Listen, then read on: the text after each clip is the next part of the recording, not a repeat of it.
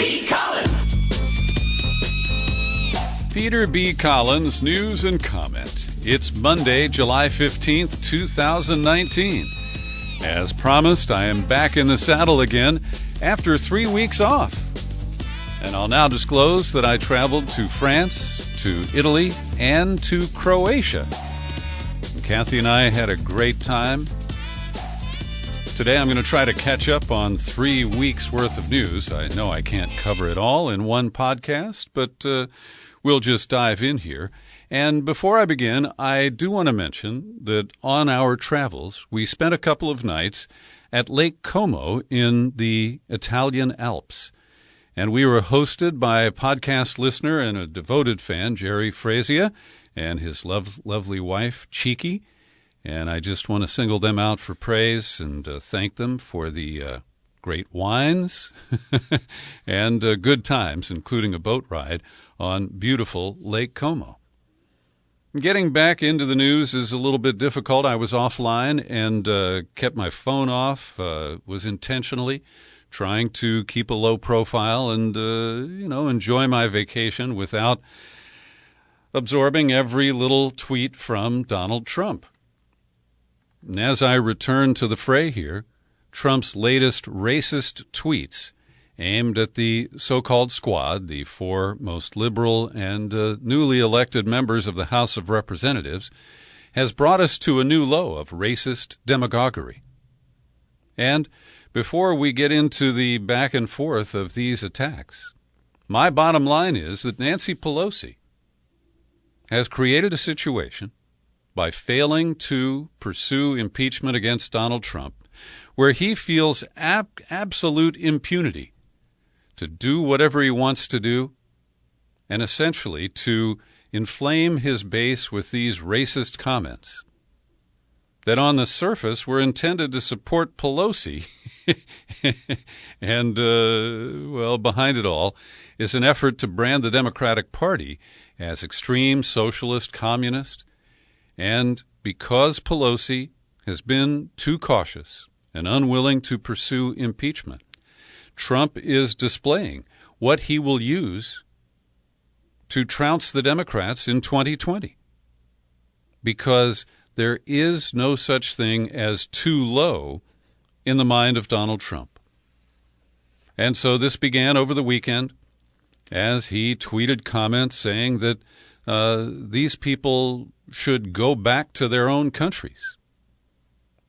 And that, of course, would only apply to Ilhan Omar of Minnesota, who immigrated to the United States as a refugee at the age of 12. But Alexandria Ocasio-Cortez, Ayanna Pressley, and Rashida Tlaib, they're all natural-born American citizens. And so for Trump to suggest they go back to where they came from, well, that is a common epithet aimed at African Americans. If you don't like it here, why don't you go back to Africa? So this is truly a new low. And Trump widens his attacks to include anti-Semitism. And here's the guy who has just trashed the Oval Office and the office of the presidency with his gruesome and offensive commentary almost on a daily basis. And so he goes into projection mode, where he says the radical left congresswomen need to apologize to our country, the people of Israel, the office of the president, for the foul language that they have used and the terrible things they have said. Now, this is a guy who has no shame, no sense of his own violations of the standards that he momentarily tries to impose on those he disagrees with. Another tweet today: if Democrats want to unite around the foul language and racist hatred spewed from the mouths and actions of these very unpopular and unrepresentative congresswomen, it will be interesting to see how it plays out. I can tell you that they have made Israel feel abandoned by the U.S. Now, this is such gibberish, but it's effective to the Twitter base that Trump feeds with his commentary. And Rush Limbaugh piled on, and every time he refers to these liberal Democrats as socialists because they want Medicare for all, he also just freely calls them communists. And Lindsey Graham, who told Trump to aim higher with veiled criticism of his attacks on the Squad, he couldn't help himself. He's there on Fox News. We all know that AOC and this crowd are a bunch of communists. They hate Israel. They hate our own country.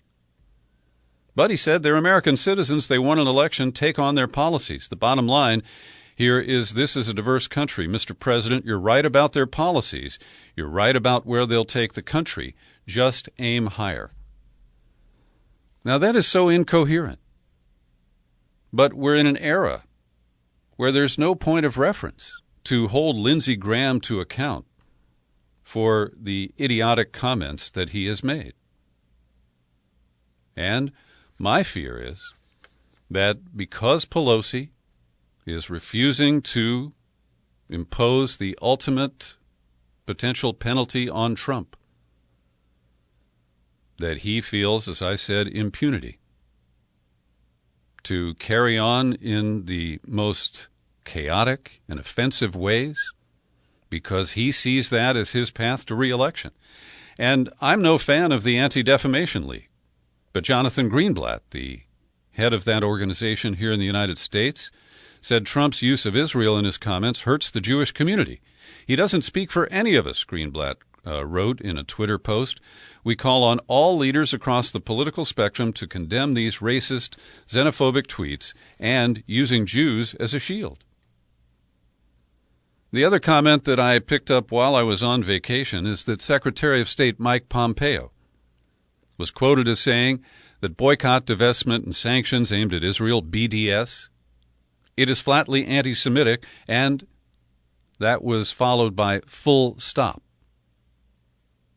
So there's a pattern of this demagoguery, intentionally conflating criticism of the state of Israel with anti-Semitism, reviving the false allegations that Ilhan Omar's comment about the Benjamins was somehow an ancient trope that's offensive to American Jews. And with the media, just using the controversy that is generated to generate ratings and to sell newspapers, we're in a bad way here. Now, Maureen Dowd helped start this. A week ago, she published an interview with Nancy Pelosi where Pelosi said, hey, the Squad only had 4 votes. And by the way, I support their contention that the House should have attempted to amend the Senate immigration bill with the funding for border detention to try to impose some minimal standards. So fundamentally, the Squad was right in my view. And Pelosi rammed through the Senate bill without really attempting to amend it.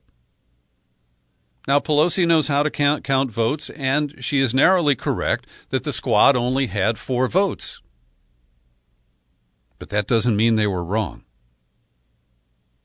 And so I fault Maureen Dowd and Nancy Pelosi for creating the opening that Trump has used to try to drive huge wedges in the Democratic base. And so in a follow-up column yesterday, Sunday's New York Times, Maureen Dowd basically doubled down, and she criticizes Ocasio-Cortez for pushing back and asking why Pelosi was targeting newly elected women of color. And Dowd interprets that as a false charge of racism against the speaker. And AOC also said, why would Pelosi criticize them knowing the amount of death threats that they've been getting? And I think that that is a fair comment. Now, there are others, AOC's chief of staff, whose name is Chakrabarti, Saikat Chakrabarti. He has been throwing some stink bombs, but fundamentally, I don't disagree with the position that leads to some of this commentary. And to top it off, Maureen Dowd trots out Rahm Emanuel. He's the guy who cobbled together the Democratic majority when Pelosi became Speaker the first time. And that was the majority loaded with these moderate and conservative Democrats. And the same thing occurred last year, where they recruited former Republicans, and the margin of the majority in the House is dependent on these wobbly Democrats.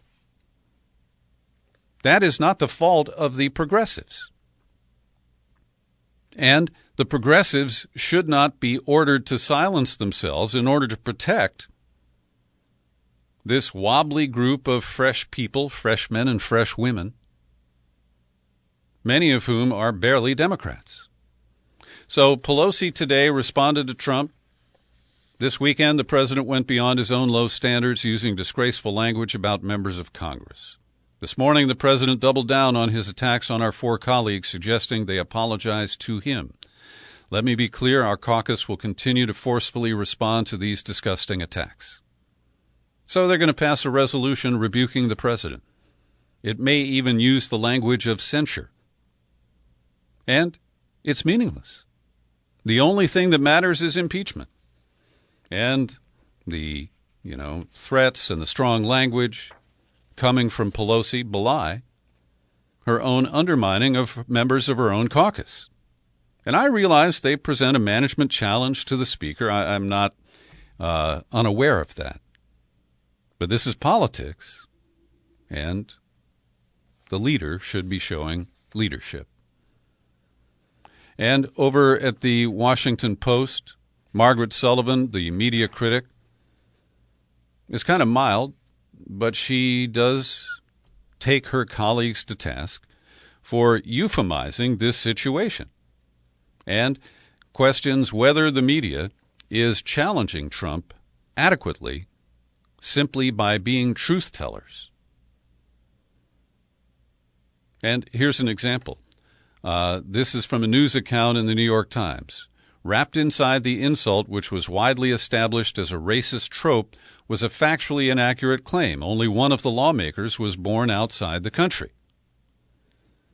So this polite response to ugly, crude, and directly racist commentary, I think, is wholly inadequate.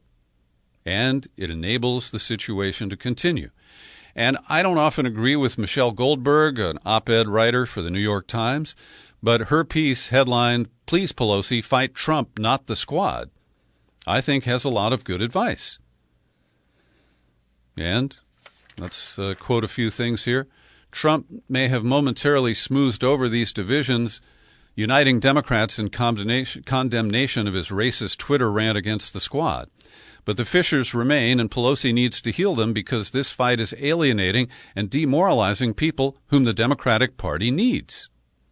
And she goes to Netroots Nation and quotes Amy Allison, the founder of She the People. "For millions of us, these women of color in Congress represent generations of blood, sweat, and tears of struggle for us to have representation. They represent the best of American democracy. Yet if you've read the news, they've faced attacks all year from the right wing and from Democratic Party leadership.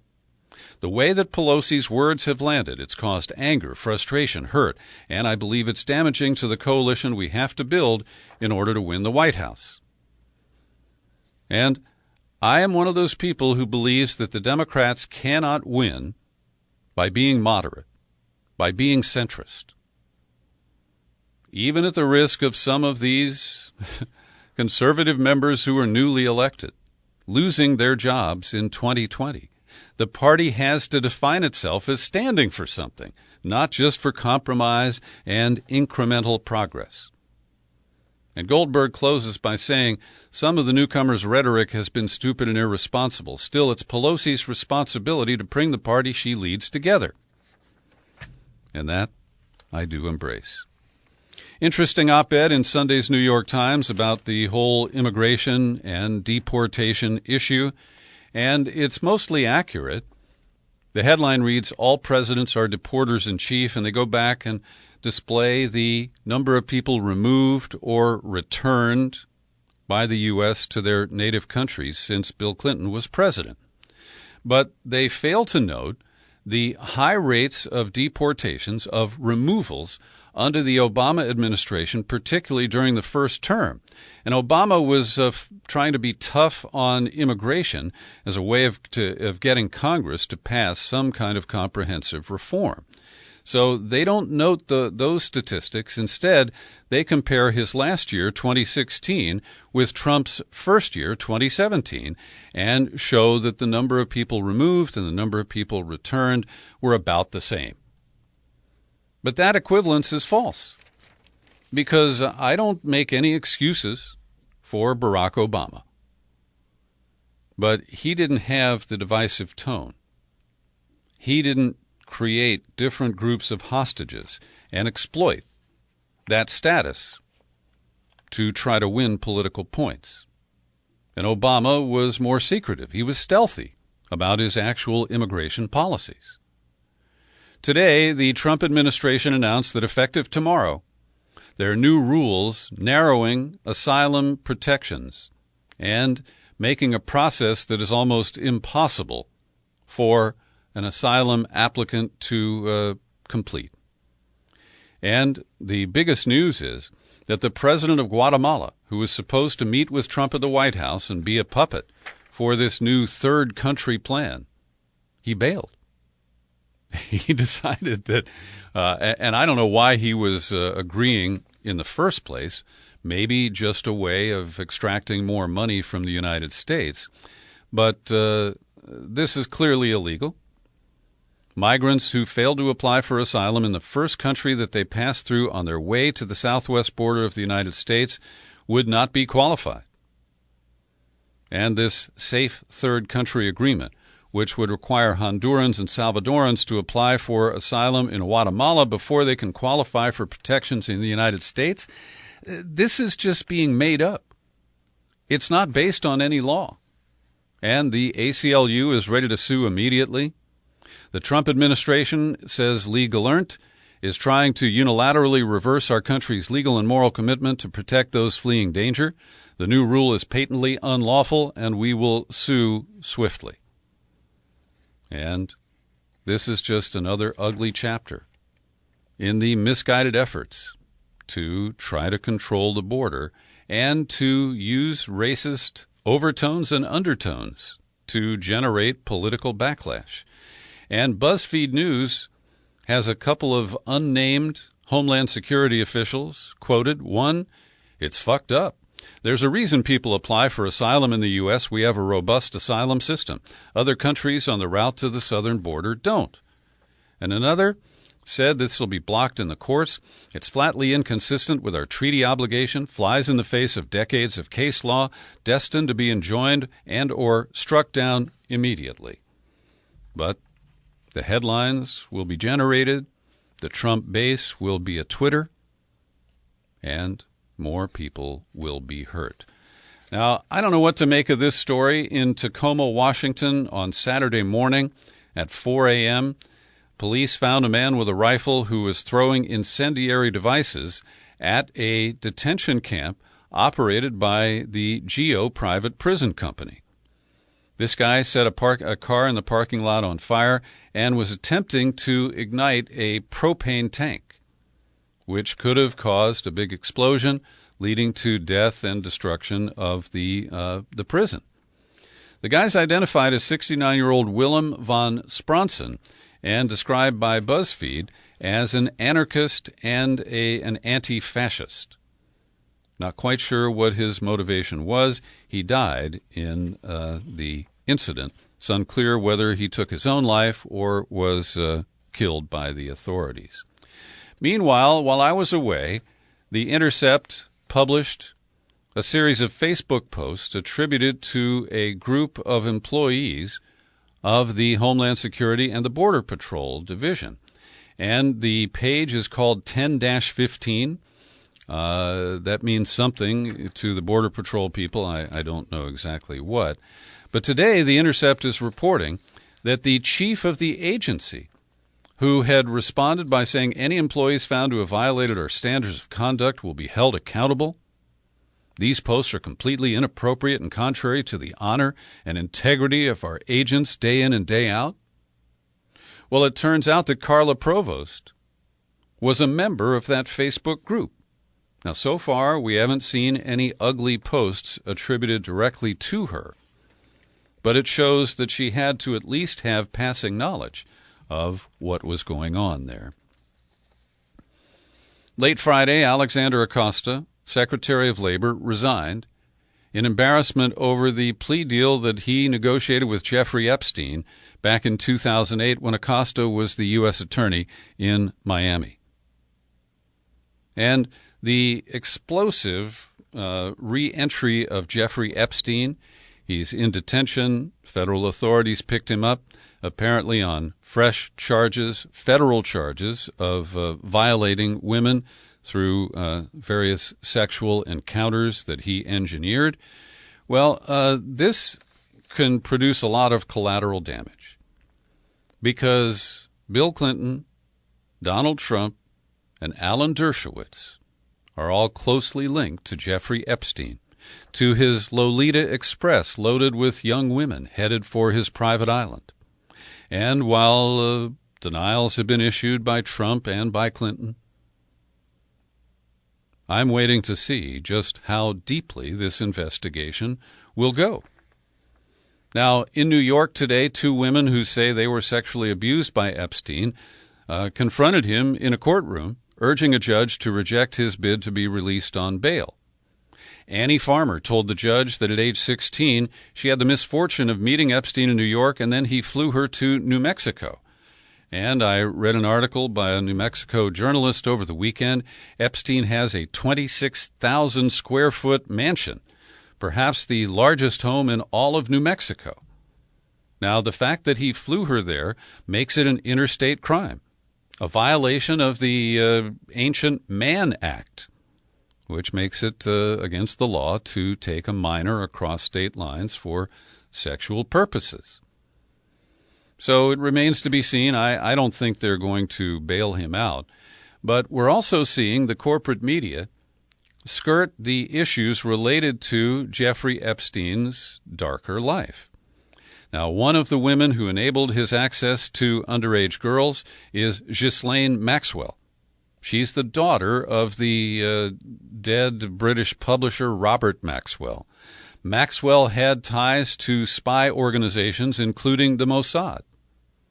And the Washington Post reports today that one of the things found in one of the safes at Jeffrey Epstein's home in Manhattan was a passport from the 1980s. It's expired.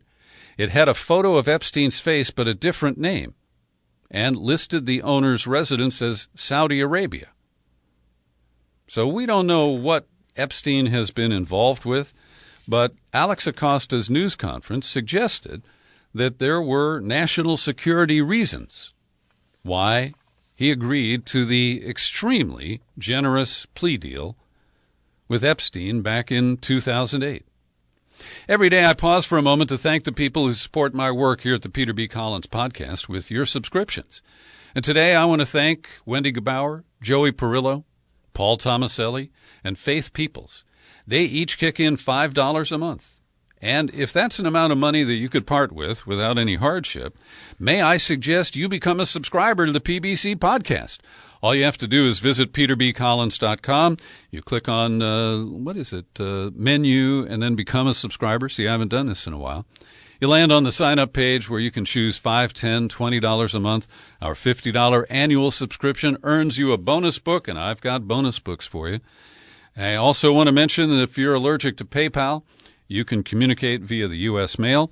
My address is Box 150, 660, San Rafael, California, 94915. Over at Shadowproof, Kevin Gostola has the story of how Bloody Gina Haspel, Trump's CIA director, she wants to tighten the laws to make it a crime to expose the identity of any CIA agent, covert or not, located anywhere. The current law based on the exposure, I think, of Philip A.G. back in the 1980s, is limited to those who serve outside the United States in a covert capacity. And who is her biggest booster on this? Adam Schiff, the Democrat who heads the House Intelligence Committee. And Gostola quotes Daniel Schuman, who is the policy director for Demand Progress. Schiff is once again putting the interests of the intelligence agencies in concealing their misdeeds ahead of protecting the rights of ordinary Americans by criminalizing routine reporting by the press on national security issues and undermining congressional oversight in his intelligence authorization bill. So the CIA is saying undercover officers face ever-evolving threats. And they cite WikiLeaks, willing to go and obtain and release sensitive national security information. This proposal would provide protection for all undercover agency officers by allowing for the prosecution of individuals responsible for disclosing identities of those officers. And the only mild resistance that is quoted here is from Senator Ron Wyden of Oregon, who says he is not yet convinced this expansion is necessary.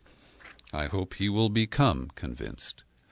One of the CIA's real and very effective critics, a man who exposed the details of MK-Ultra and other bioweapons programs that were being developed jointly by the military and the early CIA, starting in the 1950s at Fort Detrick. That man was H.P. Albarelli, Jr. And I learned from a Facebook post by his co-author, Leslie Sharp, co-author of a new book, Coup in Dallas, Who Killed JFK and Why, that Hank Albarelli fell sick on May 20th, the night after he watched the final episode of Game of Thrones. He was rushed to the ER, and he died almost 4 weeks later. I don't have details on the cause of his death. But I have to say that while Hank Albarelli and I were not close friends, we had a good connection.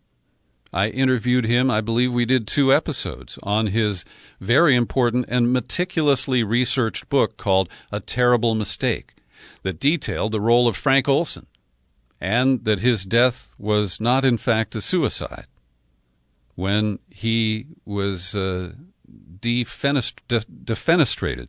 That's when you're thrown out a window of a hotel in New York City.